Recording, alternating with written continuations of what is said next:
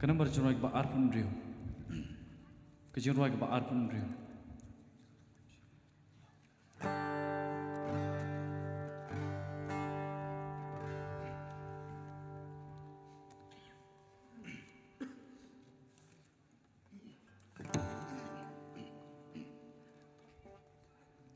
Kana berjumlah ke arpun rio. Da chung ut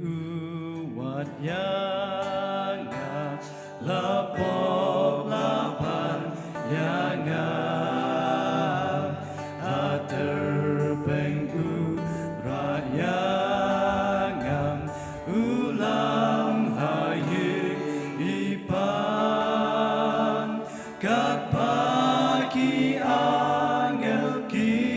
yarwai kik men sao dong ca khen utrain a cheng it la wat yanga a kas nam lan tit yanga cheng ai e la kring yanga a ka shadem utrain saja kicheng mong pnyang bat wai utem ukren pasiao bat ong yaming ala utem aktin bat yang bom la batai men sim trong ki ben chai chai a cheng it la wat yanga a kas nam la tit yanga cheng ai e la kring yanga a ka shada utrain ukdeu hanga krum plasung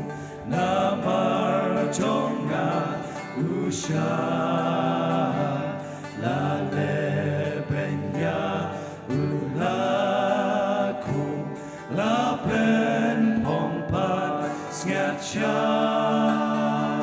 ngam te ui ayu hanga kat ne usha namar jonga a cheng it la wat yanga a kas nam la tit yanga cheng ai e la kring yanga a ka shada utrain ga shong ha ser ngưu chong u ha cheng shai pa per nai nga syo cheng lan cheng ker ku cheng it bom la patai nga syo kam byang bom chiu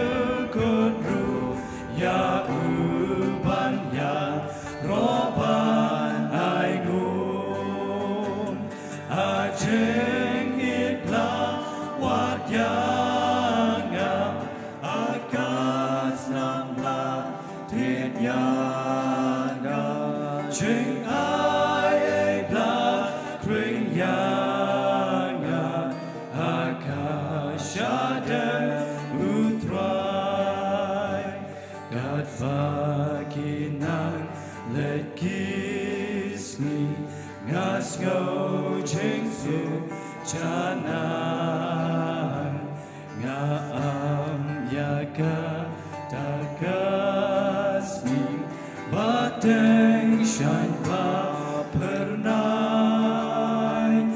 abangan i kak ma chong u bangan yo pen chu non ya u a chu